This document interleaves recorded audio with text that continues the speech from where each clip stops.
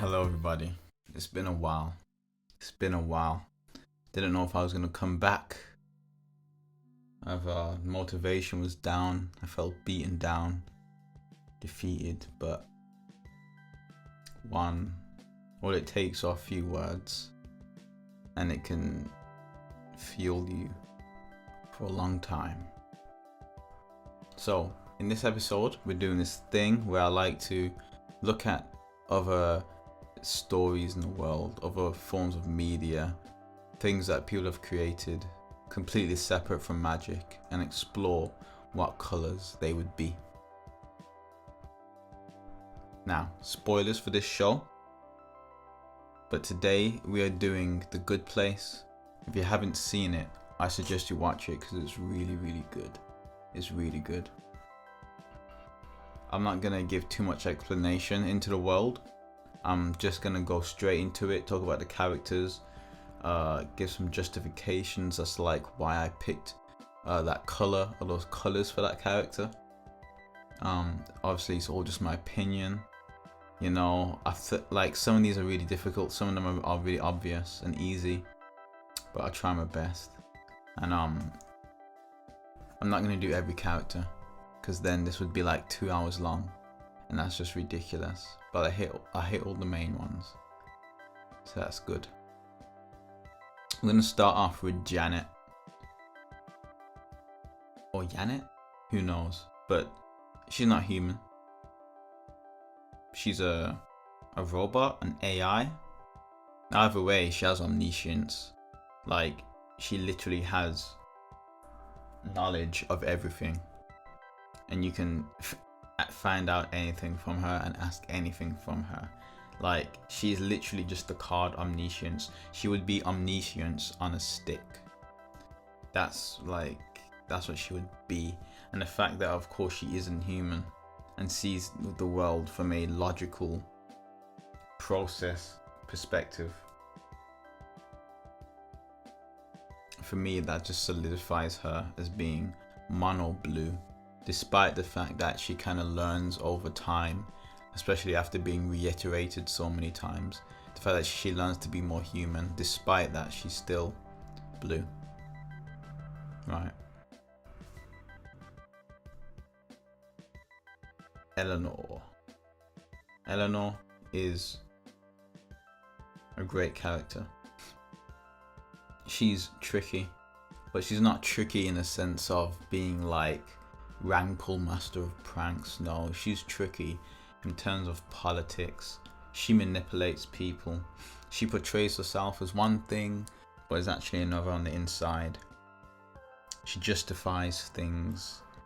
She twists and bends, and she's quite good at it. You know, this card, Illusion of Choice, this blue card, made me kind of think, maybe she has some blue in her. But then I thought about Marquesa and her character, and what gives her colours. Why is she black? Why is she red? Why is she white? And that kind of, the idea of having the black with Eleanor's colour, I think makes a lot of sense. Because she's so, well, at the start in the house, she's so selfish and kind of sacrifices other people for her cause. That's definitely a black colour thing to do, as well as her impulsiveness, which is where the red comes in. The fact that she kind of just does something, you know, she's thirsty, she's gonna take that guy's drink. If she needs money, she's gonna cheat this woman out of her purse or something, you know. And then the white comes in with the fact that she changes over time, and she learns morals. She becomes a better person simply through having to go through who knows how many iterations of life, right? And the fact that she kind of took over Michael's job, kind of being this architect, this overseer, shows her intelligence. Because although she's a really funny character, she's really goofy and kind of she's also very Machiavellian.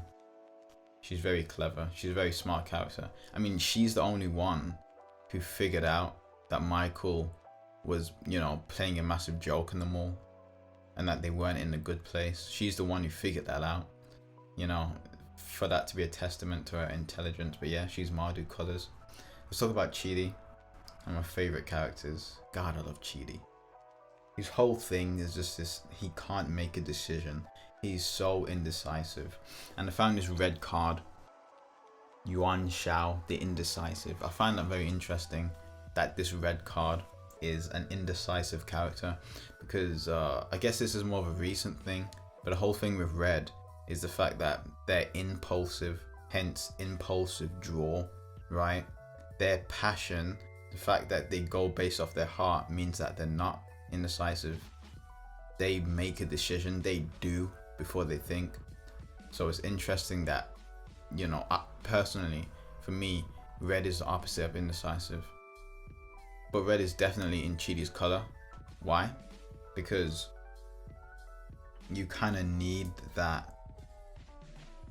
You need that ability to feel and to act from the heart, to do what Chidi does, and to think the way that Chidi thinks, right? Because at the end of the day, the reason why he can't make a decision is because he's trying to do the right thing all the time. And that obsessive thinking is very blue to me. So when you interact blue with red in this sort of way, it creates someone who wants to be impulsive and who has all this intent, but then has to go through a wall of articulation and process, has to go through a sieve before it can do anything. And that's why I think Chidi is in Is-It colors. Yeah, and the fact that he would be Jehoira, I think is really flavorful, because you put this massive delay on his actions. Like, the actions that he does are really powerful, but there's this massive delay because he just can't make up his mind. The most handsome character in the whole show, Jason. That's probably way too loud. Oh god. Jason is he's definitely impulsive, definitely acts before he thinks. He's very innocent. He likes what he likes and he doesn't like what he doesn't like. He's very headstrong, very hot-headed. Molotov cocktail, solve your problems, drive a motorcycle through someone. That's how he gets stuff done, boy. He also has a lot of heart. He's so innocent. He's so weirdly kind. And I love that he comes full circle, where he starts out trying to be a monk and understanding nothing about it. But then on his final days, he becomes a monk. And he kind of learns, without knowing that he's learning, what it means to be that way. It's quite nice. But yeah, all these words that I've been using, innocence, hot-headedness, that's red and white. He's boss.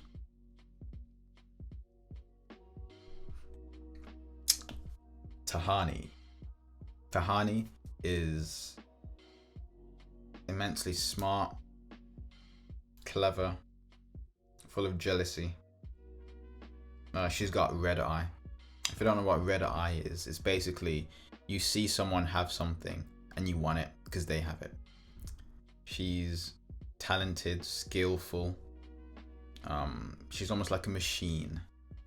When she ends up going to the good place and kind of, spends who knows how many Jeremy Berryme's there, she learns, she manages to tick off everything off a bucket list, and she masters a stupid amount of skill, and it's not like she gains some superpower to do that.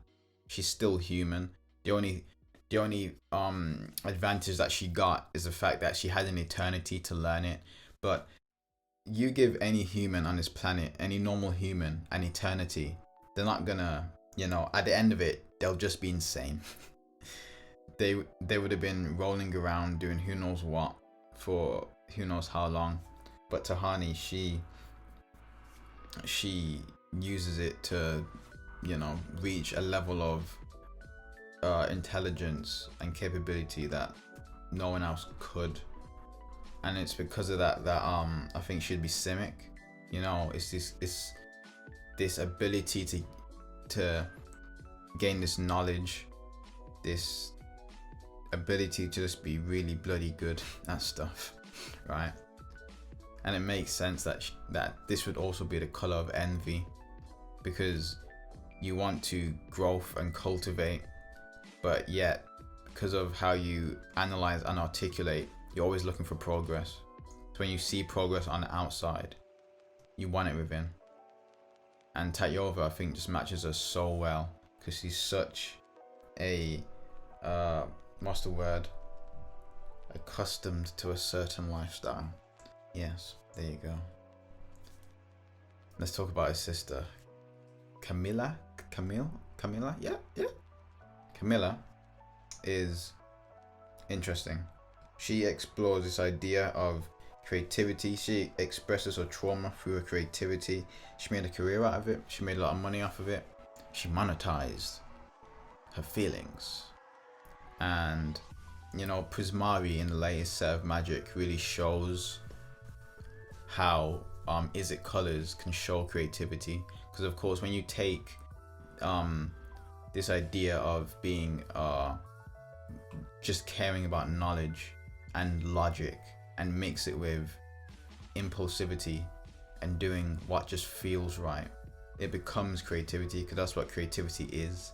It's this mix of being in tune with your inner self and yet pulling it into something almost academic through perhaps music theory or art or these fixed set of rules.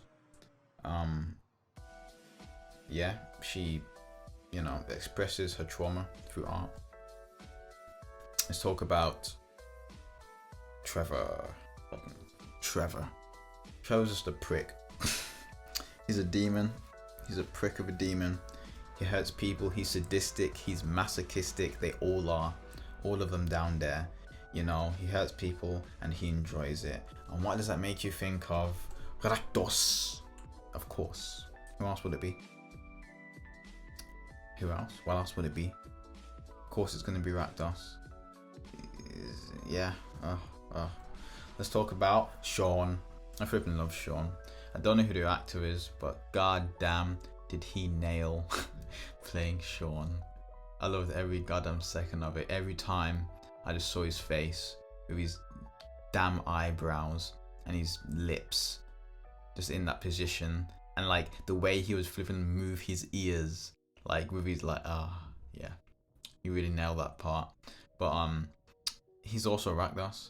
Like every demon would just be Rakdos. With Sean though, I debated making him mono black because he's just so serious. Like you almost think, does he enjoy it? Right? Like it's almost as if his job is also to torture himself. You sometimes think, but as I said, they're sadistic and masochistic. So they enjoy things that normal people would not enjoy. It would be torture, but for them, they love it. Definitely red, black. Let's talk about Judge Jen. She's there's no other character which has made me laugh more than her. Like such a good character. She was pretty difficult. I say she.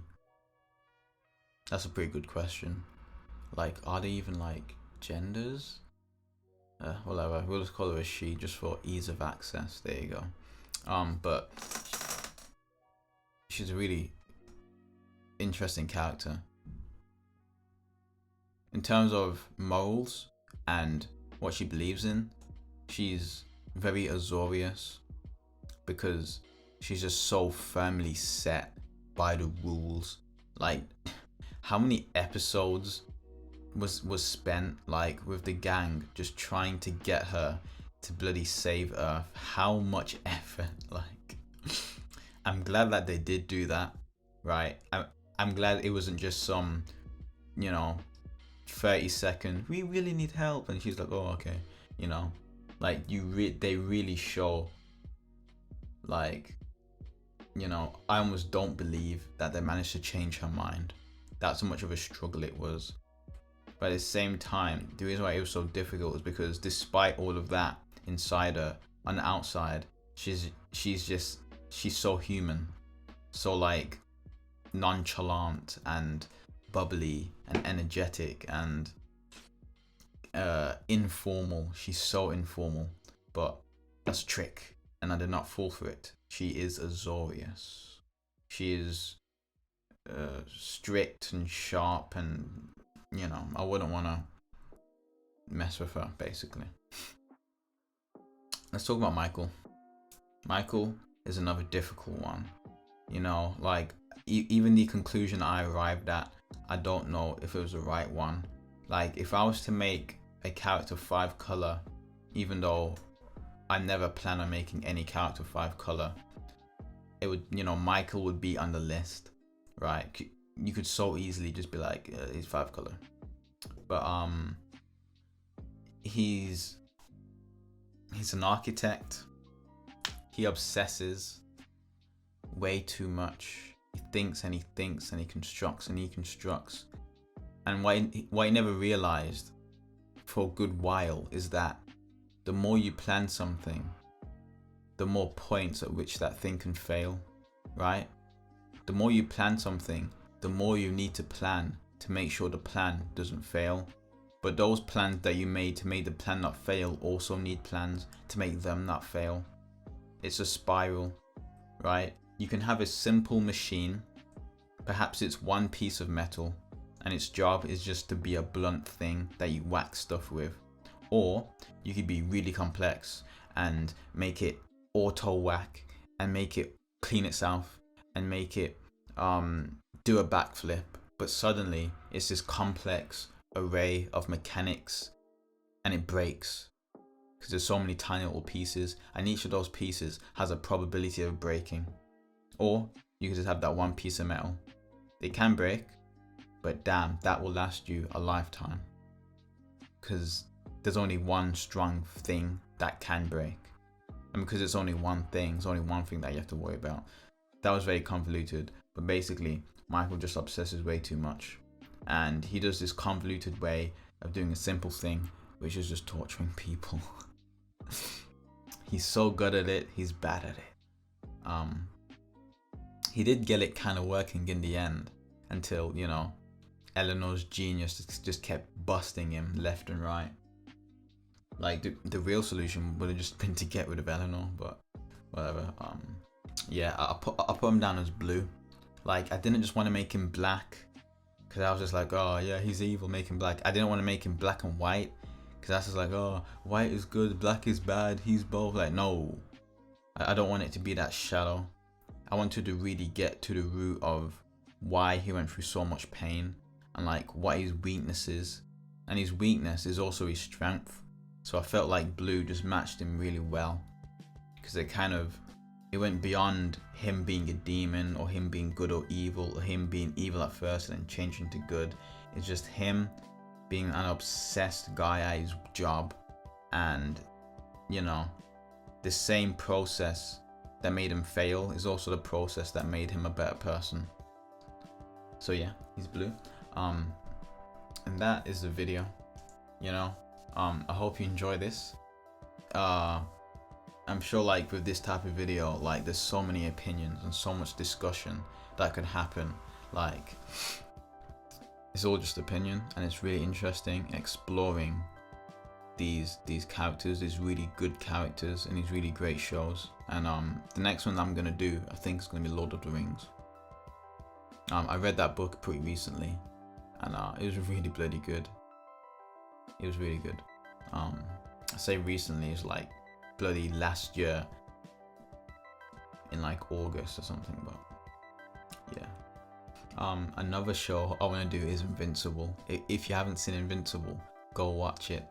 It's so dope. Also, The Boys. Speaking about Invincible, The Boys, that's another show that I'm gonna do with this series. I'm gonna give them all colors, god damn it. They will all be compressed into the 5 colors of magic. Yeah. Please like, Please subscribe, share, comment. Fucking piece of shit. Please share, like.